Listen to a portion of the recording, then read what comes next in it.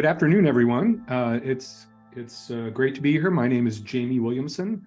I'll be your host today. I'm a professor at the Scripps Research Institute, and I'm in the Department of Integrative Structural and Computational Biology, as is our speaker, Gabe Lander. Now, before we get into Gabe's, I just wanted to give a little context for this. So we're in the structural biology department, but we also use computational tools.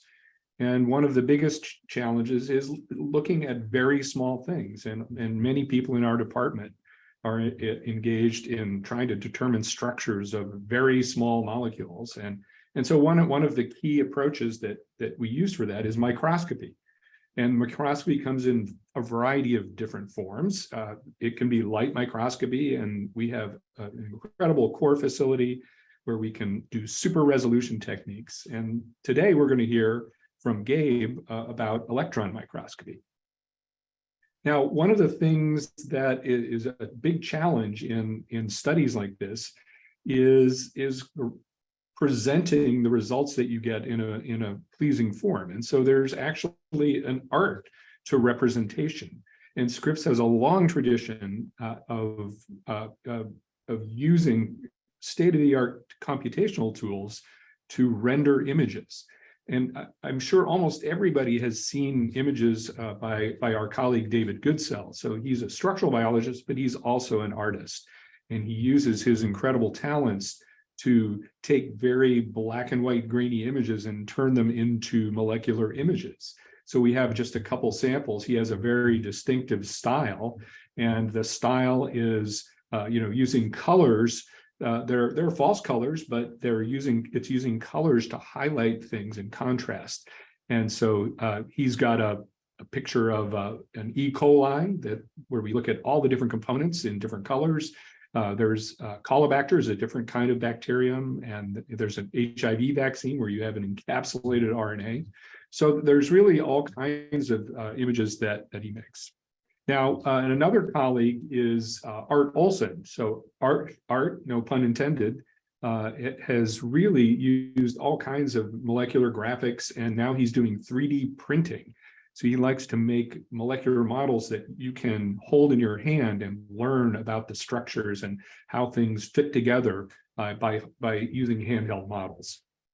So this is a really strong approach. That's characteristic, and I think you're going to see that in Gabe Lander's talk. So he actually, and I'll let him introduce himself, but he really has kind of an interesting background in art and science. But imagine for a second, we see these images from the Hubble telescope, and the Hubble telescope is recording images of the universe in wavelengths that we can't see. And so we get colorized images. So there are actually artists on staff that help you render those images. And we see these brilliant photos of galaxies that bring out the structure and form.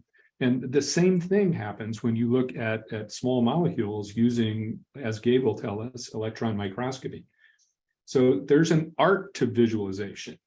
And visualization is a key to science, so that there is an art to doing science and representing it and communicating it to people. So Gabe is going to tell us about structural studies, and from the structures, we learn something about function. And this is sort of a classic concept: form follows function. And so I like to think of it as a molecular anthropology. We see something and you try to infer from the shape of it what its function might be. So it's a real pleasure to introduce my colleague, Gabe Lander. Gabe, take it away. So again, yeah, thanks very much, Jamie, for that introduction. And thanks really for organizing these front row lectures. I was really disappointed I wouldn't be in person because I'd really like to see everyone, all the smiling faces in the audience, instead of just staring at myself. But it's because of this online platform that I'm going to be able to share research with folks who normally would not be able to join in, such like my parents, my siblings, Iris from Berkeley, most importantly, my colleague Luke Wiseman's mom, Sheila, who's watching from West Virginia.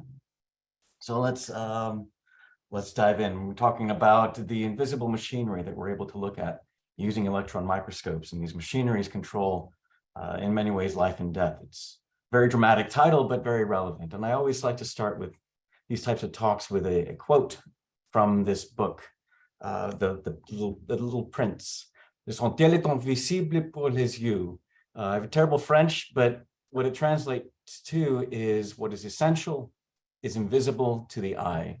And this is really relevant to the work that all of us at Scripps are doing. If you've watched any of the other front row lectures, you're aware that the type of biomedical research that's done here largely focuses on understanding cellular systems that can't be seen with the naked eye.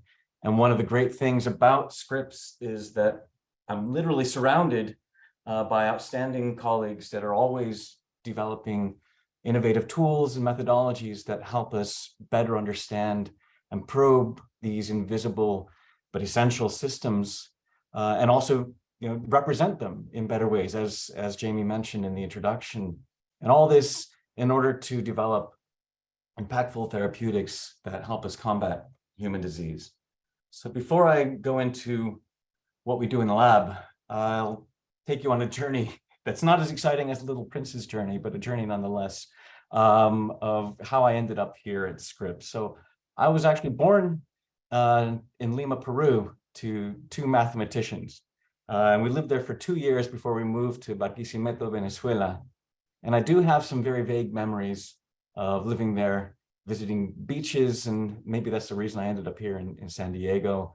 I found out earlier, maybe 10 minutes ago, that Jamie Williamson also spent some time in Barquisimeto. We missed each other by a couple of years.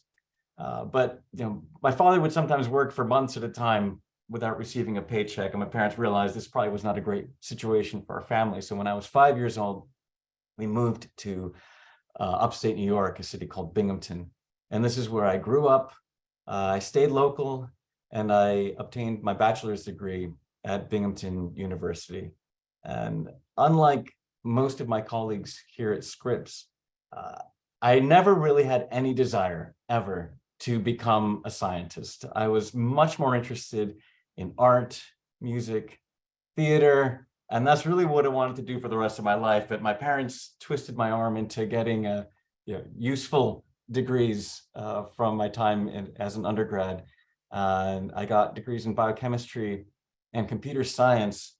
But to be completely honest, I really never enjoyed much of the coursework. And it wasn't until my senior year, when I was looking for a lab in which to do my undergraduate thesis work, that I saw this magazine cover taped to the door of a professor's office, Dr. Susan Bain.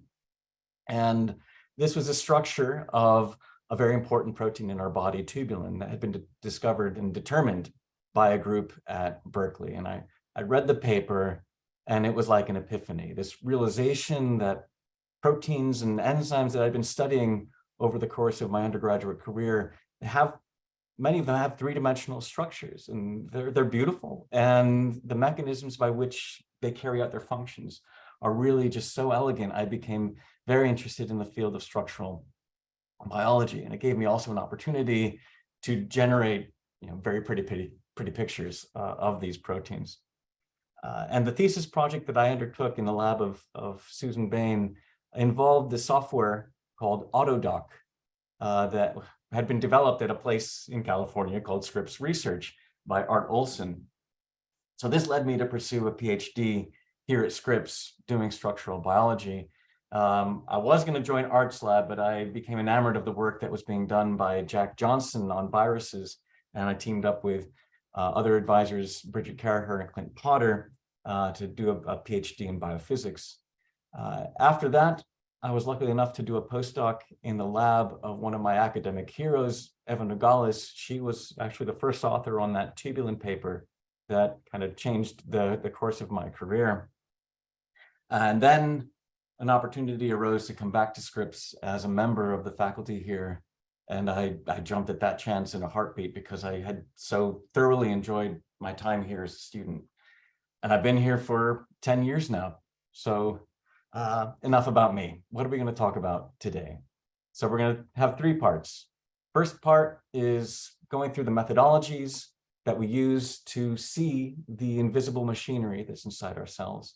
Then we'll discuss what the key molecular machines that are involved in maintaining healthy protein levels are, and how visualizing them helps us understand how they work.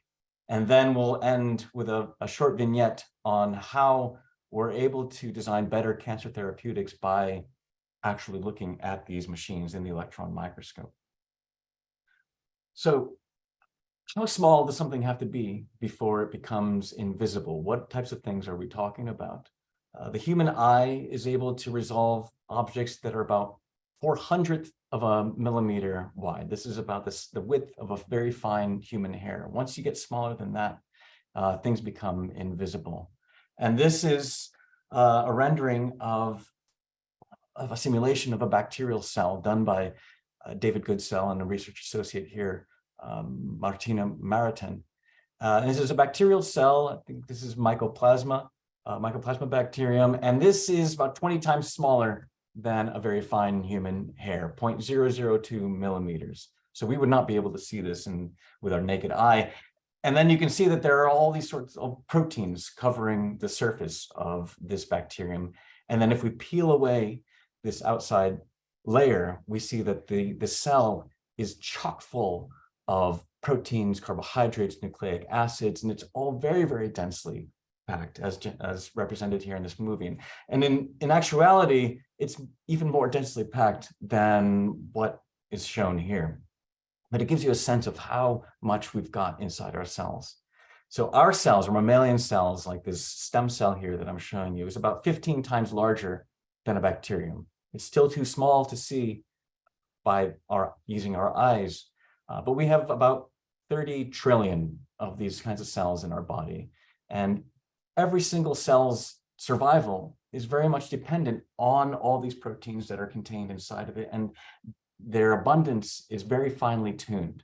And the cell puts a lot of effort into making sure that the right levels of all these proteins are maintained. And this is a massive task. If you were to chop up this cell into 4,000 pieces and just took one of those little segments, the number of proteins in that one little segment is equivalent to the number of people that live in Manhattan. So a cell like this is, consider 4,000 Manhattans all pushed up right next to one another. And just like the people who populate Manhattan, they're not static and unmoving, they're constantly moving. They're interacting with one another, bumping into one another, and they do this to accomplish functions. And conformational rearrangements associated with all these motions are what give rise to the function. As a structural biologist, I'm very interested in understanding how these structures drive function. So the next big question is, if these things are now 40,000 times smaller than a human hair, than the thickness of a human hair, how are we going to look at this? So there are two main methods that have been used by scientists for nearly 100 years now to look at things that are smaller than what we are able to observe with the human eye. The first technique that's very, very popular, the most popular technique, is called crystallography. And this was a technique started about 110 years ago, and it's been used extensively ever since. And so how does a crystallographer solve a structure of a protein that may be wiggly and moving around? So the first thing that the crystallographer has to do is lock that protein into one single conformation. This can be done by introducing a small molecule that drives it to adopt this particular orientation. Maybe they could introduce a mutation that prevents all that motion, but one way or another, first step is to lock up that protein into a single conformation. And the next thing is to coax it to interact with other copies of itself. So you set up screening conditions. You screen a whole variety of different chemicals, different compounds to try to induce these many copies of these proteins to start stacking against one another. And if you're able to find exactly the right conditions, you can put all these proteins together in a way that they start functioning like interlocking building blocks. And once you set this going, you can get millions and millions of copies of these proteins to stack up against one another to grow to the size of a crystal that's maybe a millimeter across. Usually these crystals are much smaller than a millimeter. But then what we can do is scoop up these crystals and put them in front of an X-ray beam. And the X-rays shoot this crystal, they're shot at the crystal, the X-ray beams interact with those millions of copies of the protein in the crystal, and they scatter out in different directions, and they give you what's referred to as a diffraction pattern.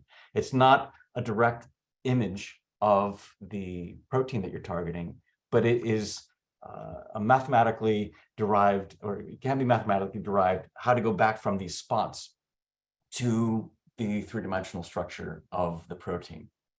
And what you have to do is keep in mind, though, that in order to get to the structure of this protein, you had to take that single protein that you're targeting, lock it into a specific conformation, and then pack it into a crystal lattice. So what we're really seeing at the end of this crystallography is analogous to trying to determine the structure of a daffodil. And if we solve the structure of this particular conformation of the daffodil using crystallography, we'd be able to appreciate all of the fine details of this one specific state of the daffodil and its life cycle. And it's a little embarrassing, but I don't think it was until I was in my 20s that I realized that these two images that I'm showing you here are actually the same flower, just at different stages of its life cycle. And if we were only able to see the state that I'm showing you here on the left, we would be missing out on all of the other conformational states and these beautiful conformational states that are adopted by the daffodil as it goes through its stages of life. So what we want to do is go past this single static state and get a better understanding of how motions are associated with function. And so we'd like to just look at the proteins. And so the famous physicist Richard Feynman, when he was giving a lecture in 1959, proposed a very straightforward solution. If you want to be able to look at these things and understand how they work, just build a microscope that's 100 times more powerful. And all the cell biologists would be able to answer all their questions. And I think this was kind of spoken tongue-in-cheek, but already at that time, there were microscopes that were being designed that would enable us to look at these very tiny objects. So the next question I want to answer is, what kind of magnifying power do we need to be able to directly visualize and look at these tiny molecular machines that are inside our cell? The amount of magnification we need if we want to look at a protein inside the cell is equivalent to standing here in San Diego, looking up at the moon and being able to read the letters on a street sign that's been posted on its surface. So one would need a very impressive telescope to be able to do this, and we'd need an equally powerful microscope to be able to look at these proteins inside our cells. So in 1931, a very, very talented physicist named Ernst Ruska and his advisor started designing a microscope that could do exactly this. And over the past 90 years, this has given rise to a methodology that's called cryogenic electron microscopy, widely referred to as cryo-EM. And these are not like the light microscopes that you've probably used in the past. The wavelength of light is simply just too large to visualize the subcellular machines that we're targeting. These microscopes use electrons. And if you take an electron and you speed it up, accelerate it to near the speed of light, these electrons vibrate with very, very short wavelengths that are on the order of what we need to be able to look at things that are smaller than the wavelength of light. And as a graduate student, the first time I sat down at one of these electron microscopes, I was able to take a protein prep, put it directly onto the microscope and directly see the viruses that I'd been working on. And it was so astonishing to me. I was absolutely smitten. And I knew at that point that I was going to be doing electron microscopy for the rest of my life. Nowadays, so the image I was just showing you here, this is one of the fancy microscopes that I used as a postdoc at Berkeley. It was referred to as a Titan electron microscope. And nowadays, microscope companies wrap up all these electromagnetic lenses and the electronics in a pretty box. But the insides, if you open up the box, look pretty much the same as that previous picture that I showed you. And one of the reasons that I came back to Scripps as faculty was because of Scripps's long-standing dedication to electron microscope technologies. We've got about nearly 10 microscopes here, electron microscopes here at Scripps. Most of them are housed in this electron microscopy facility in the Hazen building where I'm located. You can see the Titan microscope behind this glass here, and we run most of these microscopes remotely nowadays. I want to take the next few minutes to show you how we use these microscopes, how we prepare samples and use these microscopes to look at the structures of cellular machinery. So on any given day, we've got talented graduate students and postdocs in the lab who are working diligently to prepare beautiful protein preparations. We're isolating these proteins out of the cell. And this can take years to get the right conditions to isolate these proteins. But once you've got them, they're going to be floating around in solution. And then what we do is we take these 3 millimeter wide electron microscopy grids. They're made out of copper. They're very flat, 3 millimeters in diameter. And we apply 3 microliters of our sample to this grid. For those of you who don't speak metric, this is equivalent to about 0.0001 US fluid ounces. But even the small amount of liquid is too thick to penetrate with an electron beam. The electrons would all just get absorbed by the sample. So we need to find a way to get this very, very thin. And what most people do is they use a blotting paper. We use filter paper and just suck away most of the sample that's on that grid onto that blotting paper. And then what's left behind, a very, very thin layer of sample, is then plunged into a little dewar of liquid ethane that's here in this cup. And liquid ethane has a very high specific heat. Simply put, it's able to cool that sample very quickly at about 1 million degrees per second. This happens so quickly that the water molecules that are inside the sample are not able to rearrange themselves into a lattice to form ice cubes like we normally see. So if water cools slowly, like in the freezer, we get ice cubes, but that would be really bad for electron microscopy. We want everything kind of preserved as it was in solution. And so this is our approach for essentially flash freezing our samples in a very thin layer. So we've gone from a drop of sample on a grid to now a frozen layer of proteins that are suspended in vitreous ice. That's what this type of ice is called, this glass-like ice. And what you'll notice is that hopefully these proteins, when they're in this layer of ice, are in different orientations. And what we do now is shoot electrons at these different proteins. And depending on the orientation of that protein, we get a different projection image down below. So these are not shadows. What it's doing is taking all the three-dimensional information that's contained in that protein and compressing it down into 2 dimensions. This is analogous to a radiograph, an X-ray image that you'd get at the doctors. And what you can see, just like in an X-ray image, regions that are dense or more dense show up with greater intensities. And the same thing happens in electron microscopy. So we're able to take 3-dimensional information, compress it into 2D. And now the trick is to go back from 2D to 3D. So how do we do this? The noises that we acquire are very noisy. The images we acquire are very noisy. And so what we have to do is take many, many copies of our proteins, identify them, and identify the ones that are in the same orientations. And we extract those. The density is flipped here. And if they have the same orientation, we can orient them all relative to one another so that they're in the same orientation, and then average them all together. And when you average them together, the power of averaging increases the signal to noise ratio. It increases your ability to resolve the structural details for that one particular view. One particular view is not going to be enough to get you a 3-dimensional structure. You need to rotate it. You need to have different views. So if you've got proteins in different orientations in your ice, you can classify all those different orientations, do this averaging approach on each individual orientation, put all that together, and that will give you your 3-dimensional structure. And this cloud of density that we observe is hopefully well enough resolved that you're able to figure out where these atoms are located. So these slides that I've been showing you are from my thesis defense 14 years ago. So this is kind of where we were, the state of the art in 2009.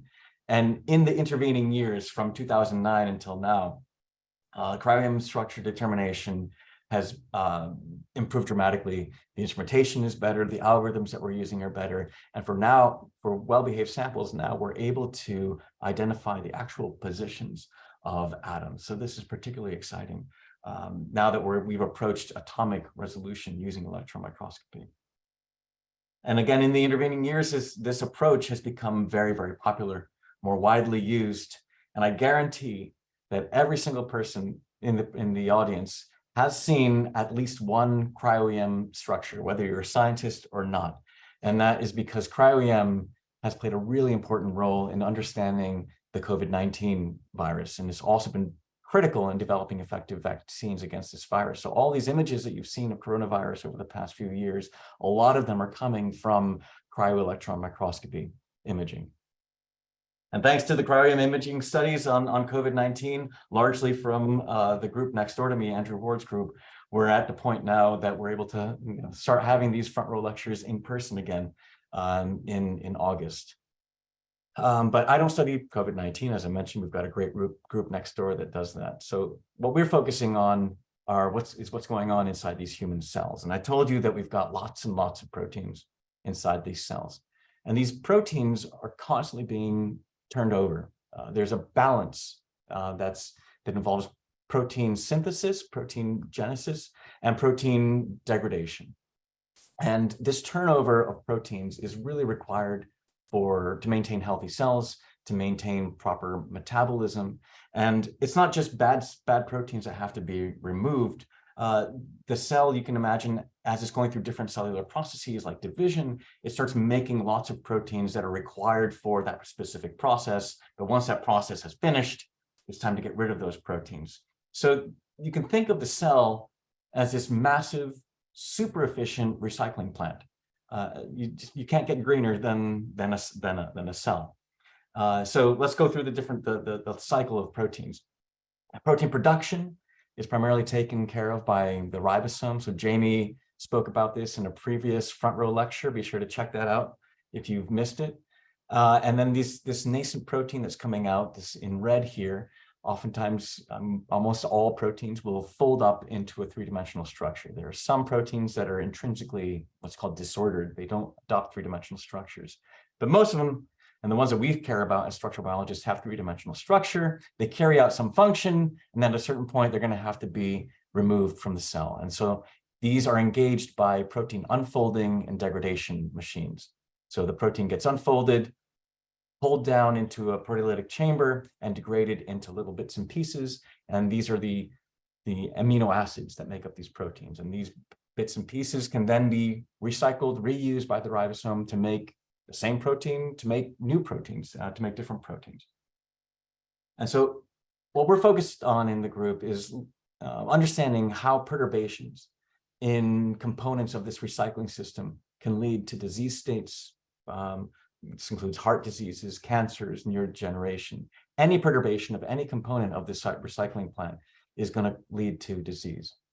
And in my group, we're particularly interested in understanding the molecular mechanisms that the cell uses to identify the proteins that have to be degraded, how they actually get engaged, get pulled down and degraded, and then how this function of these different components that are involved give rise to human disease. So here's a schematic kind of walking you through this process. In all organisms, from bacteria to human, this type of protein degradation is carried out inside complexes. They're all very architecturally similar. There are regions inside these barrel-like complexes that engage proteins, and once they engage those proteins, it cuts them and cleaves them into smaller pieces. And these regions obviously are buried inside these barrels so that they're sequestered from the rest of what's going on in the cell. And this prevents non-specific destruction of proteins that would probably be necessary for the cell. So access to these cutting sites requires the targeted protein to be threaded through a small opening at one or both ends of what's called this peptidase, this barrel-shaped complex. And this requires oftentimes a molecular motor to attach itself to the top of this barrel. There are some proteins where the motor is actually attached to the barrel itself, and we're studying these proteins in the group as well. a talented postdoc in the group, Jeff Mingerbo, for example, is working on the lawn protease, and where you've got the motor and the protease domains attached together. One way or another, you have to grab onto one of these proteins, and then the motors, once you've grabbed onto a protein, use cellular energy, referred to as, it's known as ATP, to pull that folded protein down through that central pore, that central opening, and direct it down to the degradation sites inside the barrel. And over the past 10 years, my group has been working very hard to understand how these motor complexes work, how they're able to engage the substrates that have to be, the proteins that have to be degraded, and then all the mechanisms that are associated with burning up that cellular fuel called ATP and convert that into large-scale rearrangements that enable this, what's called translocation. And we were very excited when we figured out what we think is happening. And this is kind of what we call the hand-over-hand motion that's used by pretty much all of these types of motors, from bacteria to humans. If you follow any one of these amino acids here, these are called tyrosine residues. They slot in against the back of this incoming protein in orange, and they are dragged all the way down through towards a proteolytic chamber. So the next question that we need to dig into is how these degrading machines know what to degrade. How do they know what to target? There are about 10,000 different types of proteins inside the human cell. And some of these, obviously, the cell wants to keep around. Some of these, the cell needs to remove. Some of these are toxic. Some of these just have to be removed. And so how do these powerful protein degradation machines distinguish between essentially the good and the bad? It turns out the cell makes this part of the job pretty easy. Let's say, for example, that the cell wants to get rid of this particular protein. Maybe it's not folded properly. Maybe it's just no longer needed. The cell has the ability to essentially put a clearance sticker onto this protein. And the proteasome here, this degradation machine, is very frugal. It knows a good deal when it sees one. It recognizes that clearance sticker, it grabs onto it, and it peels off the sticker first, and then degrades the entirety of that particular protein. Obviously, the cell doesn't use stickers. It uses molecular tags. And the type of protein that serves as this clearance tag is called ubiquitin. And the cell has an elaborate and very sophisticated system for tagging proteins. It involves over 600 what are called ubiquitination machines, also known as E3 ligases. So this is one example of those 600 E3 ligase organizations. There are adapter proteins that they can swap out to give it versatility and specificity in the types of proteins that it's targeting. But when all these components come together, it establishes a perfect mold that matches the targeted protein here in yellow. It's kind of like a hand in a glove. It's presented perfectly for that protein to bind.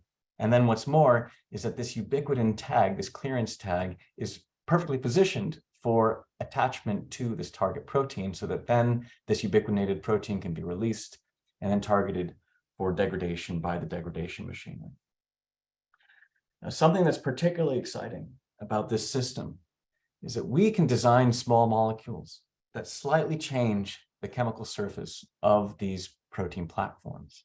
These are referred to as molecular glues, and these molecular glues modify the binding surface to promote interaction with proteins that would not normally be targeted by the system. And this gives us incredible control and flexibility in what we target for degradation. And this ability to selectively target proteins that we want to remove from the cells has really profound therapeutic promise in a wide range of diseases, and particularly in cancer.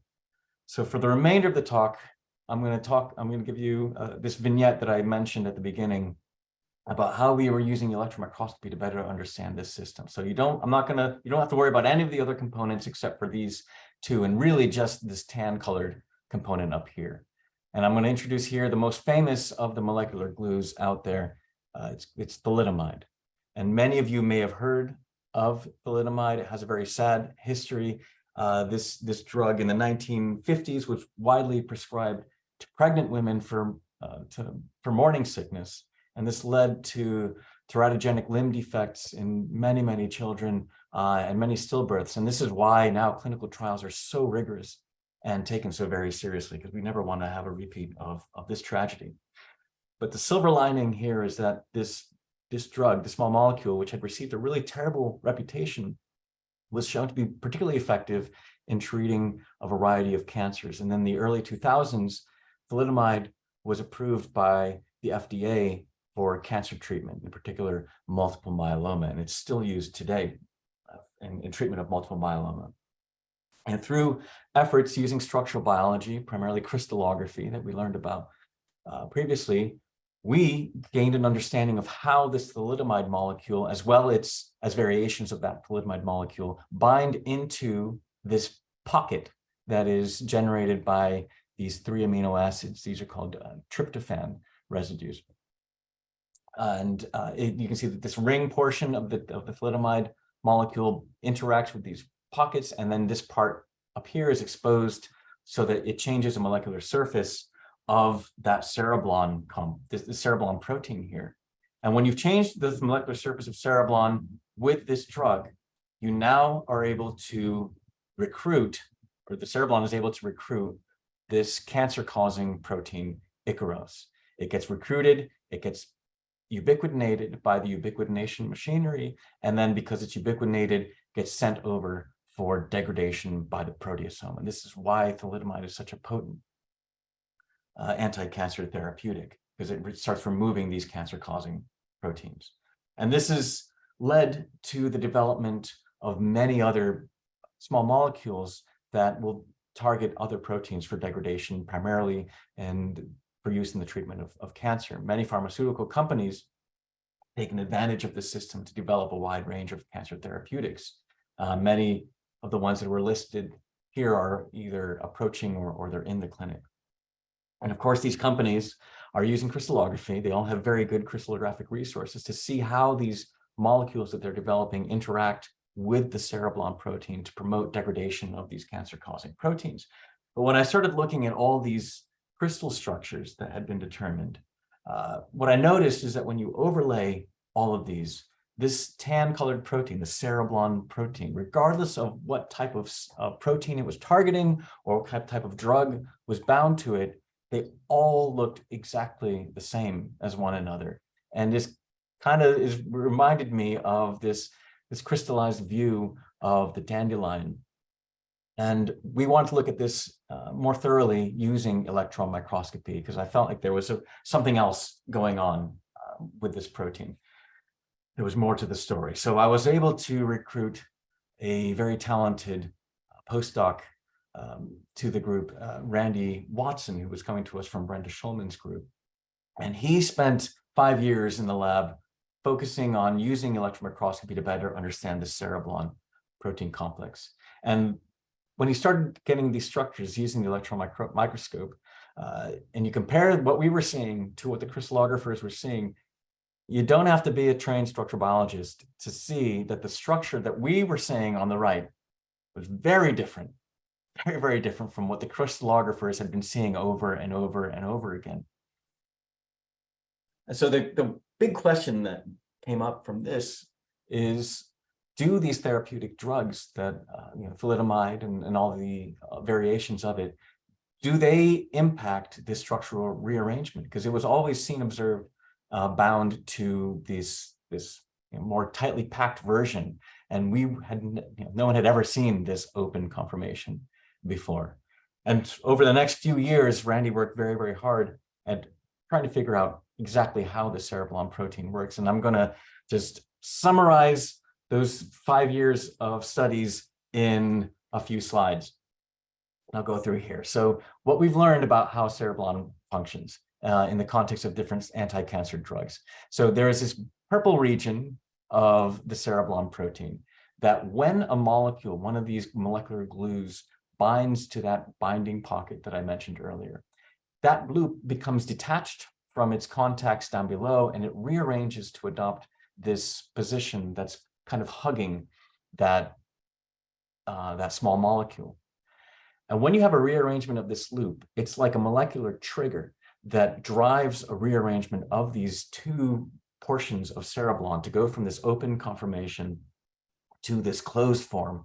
And this is the form that all the crystallographers that had been working for all these pharmaceutical companies, and there were academic groups that are working on this as well. This is the form that everyone had seen, but they had never observed this open conformation. But in fact, it's that open conformation that is targeted by the small molecule initially. But we're not done with the rearrangements. When you have this open to closed transition, there's also a disordered region of this cereblon protein that is flopping around and it has no three-dimensional structure. And this is an important aspect of structural biology, is that there's always going to be flexible, disordered regions, and that different molecules, different protein-protein interactions can impact their organization and drive them to adopt three-dimensional structures. And that's exactly what happens here when you have this open to closed transformation. This region that was disordered previously becomes ordered, and it wraps around both sides of the cereblon protein, securing it in this closed conformation. And once you've had all these reorganizations take place, this is now the platform that is able to signal to one of these cancer-causing proteins, drawing it over to bind. And I need to emphasize this, that it is only this closed conformation, according to all our studies, that is able to recruit these proteins. So this transition from this open conformation to the closed conformation is absolutely critical for leading to degradation and removing of these toxic proteins. And these drugs, thalidomide and its variants have been used with really great success in treating multiple myeloma for many years. But sadly, there are multiple myeloma patients out there that do not respond at all to these drugs with these classical therapies. And many of these patients that don't respond to thalidomide and its variants have mutations in this cereblon protein. And we suspected that it is these mutations that might be preventing this reorganization of the open to the closed conformation. And so we wanted to know exactly what might be going on if you have mutations in this protein complex. And this open to closed transition it became very interesting to a pharmaceutical company that's located just on the other side of the freeway here from us. This is Bristol Myers Squibb, and they had been working on developing drugs to treat these patients that weren't responding to the traditional treatments. And they had identified a molecule, they called it mezigdomide, that seemed to be really promising and had a lot of potential in treating these patients. And as I mentioned, since they're just on the other side of the freeway from us, it was pretty straightforward to set up a collaboration. So we were able to get our hands on this mezigdomide compound, as well as some of these mutant cereblons, to see what was going on. So this is now structure of the mutant cereblon that was treated with one of these traditional drugs. This is pomalidomide. And we saw that unlike the regular, what's called the wild type version of this protein, we did not see any of this open to closed transition. It seemed like this mutant cereblon was completely incapable of undergoing this rearrangement to the closed conformation. This explains why this mutation that's in this cereblon, the patients who have this mutation are completely unresponsive to the treatment with these classes of molecules. And what was particularly exciting to us is that when we add this new compound from Bristol Myers Squibb, mezigdomide, it overcomes this deficiency, and we finally have this transition of the open to close. And the cryo-electron microscopy structure showed us exactly how it was doing this. It is kind of functioning as a staple. The drug is here shown in green, and you can see that it's attaching one side of the cereblon protein to the other side of the cereblon protein. So it's kind of holding it in this closed conformation, despite the fact that there are mutations present that would otherwise keep it from closing. So it's kind of functioning as this molecular staple and a glue. It's a glue staple, a glaple. And the drug is now I think in 3 clinical trials targeting patients who carry these mutations. And we're all very excited to see how that pans out. So yeah, I've run out of time, so I'm going to wrap it up here. I hope I've conveyed the importance of considering all the different conformations that a protein can go through, because if this is your target, there may be a lot more at play in the context of conformational rearrangements that impact how you're approaching the design of different small molecules if you're targeting some particular disease. So in summary, I've shown you, I hope, how we are able to use crystallography and cryo-electron microscopy here to visualize the invisible machines that we have inside our cell. I've hope conveyed that there are a variety of fascinating molecular machines involved that are maintaining protein levels inside the cell. This is referred to as protein homeostasis. And then in the last section, I showed you how we're able to visualize the molecular rearrangements that are associated with a particular complex, and how understanding the motions are really important and critical in understanding and then designing more effective therapeutics. So I'm going to end there, and I need to thank the postdoc primarily who did all the work on the cereblon protein that I talked to you about, and our collaborators, former and present at Bristol Myers Squibb. I'm meeting with a few of them in about 2 hours.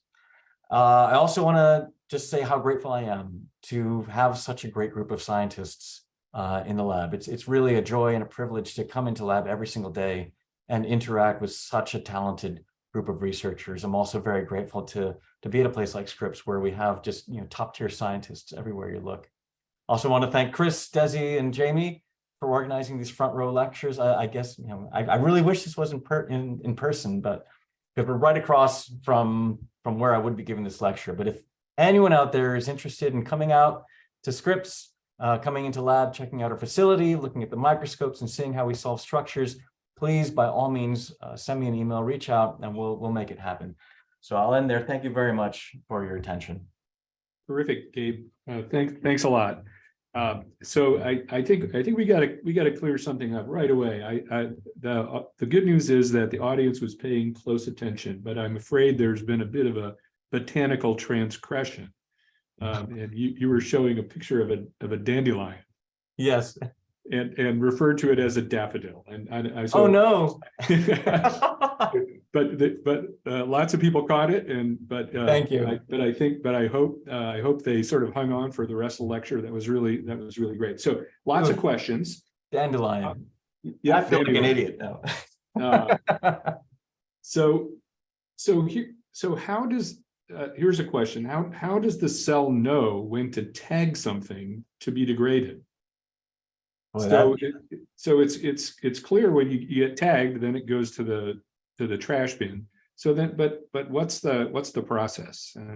Yeah, so this is, incredibly complicated process, and it has to do with, again, the levels of proteins that are in the cell. Everything is kind of in this equilibrium, and just like proteins are made to carry out cellular processes, all these adapter proteins that mediate interactions with those ligases, those ubiquitination machines, are also controlled in terms of protein levels. So the types of proteins that are being generated that serve as adapters for ubiquitination also are correlated with the types of proteins that need to be either removed or kept around.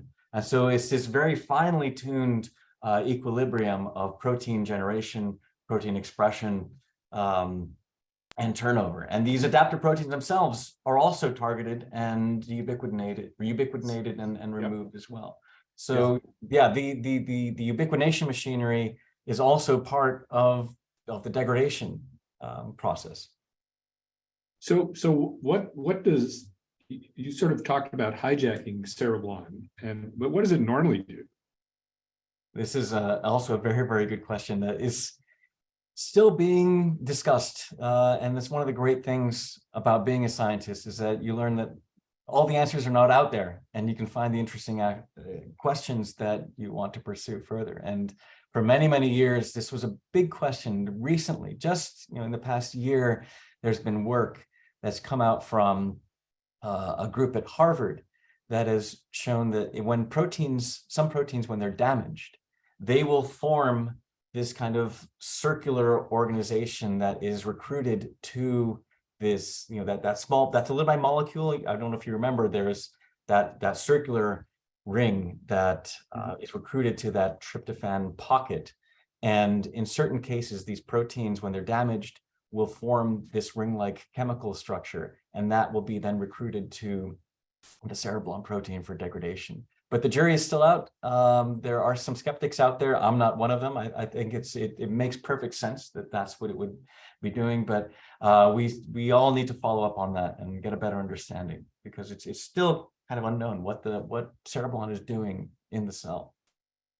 So there's a lot of people. I'm going to aggregate a number of people's questions, and that people are interested in potential roles for artificial intelligence in this process, and some people are well aware of this remarkable program called AlphaFold that can predict the structure from sequence of many proteins. So could you just talk a little bit about what's evolving in your world with AlphaFold and just in general with AI? Yeah. So for those of you who are not aware, there was this kind of monumental advance in artificial intelligence prediction of protein structure, and AlphaFold is the name of the structure prediction program that essentially it's predicted what all the proteins in the cell look like. But as I've shown you, and I hope I've made this message very clear, that proteins don't often have one single structure, and they undergo a lot of rearrangements, and they interact with other proteins to form large assemblies. And that's an area where AlphaFold has not been able to catch up with structural biology. It's able to give you a sense of what a static structure of a protein might look like. And until AlphaFold is able to do a better job, and it probably will, of predicting all the wiggling, the conformational rearrangements that proteins undergo, and how they interact with other proteins, it's still going to be a very useful tool, but it's not going to be the full story. So we still have a job to do as structural biologists in understanding how conformational rearrangements and interactions drive different aspects of cell biology. It's also not been very good so far at predicting how small molecules interact with proteins. And so there's still a need to actually look at these small molecules bound to their counterparts, their protein counterparts. So a lot of your talk was talking about protein degradation, and so what clearly the sort of renewing proteins. You were talking about the balance between synthesis and degradation of proteins. So that's clearly important for a healthy cell. But what happens to the whole degradation fandango as we get older? And I would note that a number of us are increasingly interested in this subject. Sure. Yeah. So this is the complex that I was showing you, this degradation complex, the proteasome. As we age, it becomes less and less effective, and its ability to degrade and remove unwanted proteins decreases. And that becomes very problematic for cells, because you start accumulating proteins that become toxic at higher levels. And as we age, because this proteasomal work or the proteasomal function degrades, our cells start to suffer as well. And this can lead to neurodegeneration, cancers, and all sorts of other diseases. And so that's something that we're also very interested in, is what is going on with these degradation machines as we age. Is it just something that's going on with the degradation machinery itself, or is it something to do with these cofactors? Maybe the ubiquitination machinery is not as effective. Is something gumming up the works somewhere in this recycling process that needs to be worked out and looked at more closely? So you made extensive use of animations there's a number of people are asking kind of in different ways, how do you sort of freeze out motions? How do you infer what the motions are? And then are the motions really part of the function of these molecules in cells? So I'll start with the last question first. Are the motions part of are the motions part of the function? I can't imagine that a protein would adopt a particular conformation as an artifact in solution, unless there's something, something at play that we know as pathological that's associated with the methodology. And so proteins won't adopt the conformation unless they can adopt it. And so we look at every conformation we have very carefully, and we consider what it might be doing and how it might play into biological function. So we don't look over anything. We look at everything very intently, and this is whether it's crystallography or cryo-electron microscopy. There are many crystal structures that I've looked at originally and said that can't possibly be. It's got to be an artifact. But then we end up seeing exactly the same thing in using cryo-electron microscopy. So how we're able to look at all these different conformational states comes from, if you're using crystallography, you just have to coax it into that particular conformation using the right combination of chemical reagents. But with cryo-electron microscopy, because we're flash freezing these samples in solution, those proteins, whatever conformation they can adopt, that's all just going to be frozen and embedded in the ice. So this becomes then a computational task to be able to take many, many images and identify not just the different orientations, but then the different orientations in the different conformations. And it becomes this massive classification task where we need very, very large data sets, a lot of computational power, which we have, thankfully, here at Scripps. And then just good old-fashioned eyesight, just looking at these different conformational states and trying to figure out which ones go together and then how they might relate to one another. Yeah, I don't know if that sufficiently answered all the aspects. I mean, listen, Gabe, we have a flood of questions. There's about 40 more questions. So you've clearly resonated with the audience and stimulated them to think. And that's really what we hope for in the front row. Couldn't hope for more. Thanks to everyone for engaging. Thanks to you for a brilliant and visually stimulating lecture. It was terrific. And so that's going to wrap it up for our season. And I just want to mention to everybody, we take June and July, we take off, and we're going to resume in August, and we're going to go hybrid. So you'll still be able to log in and watch the front row, but if you're in San Diego and you want to come to the auditorium and see it in person, it'll be a slightly different format, but same great science, same great discussion. And so thanks to everybody for tuning in. Thanks again, Gabe, and we'll see you in September at the front row. Bye, everyone.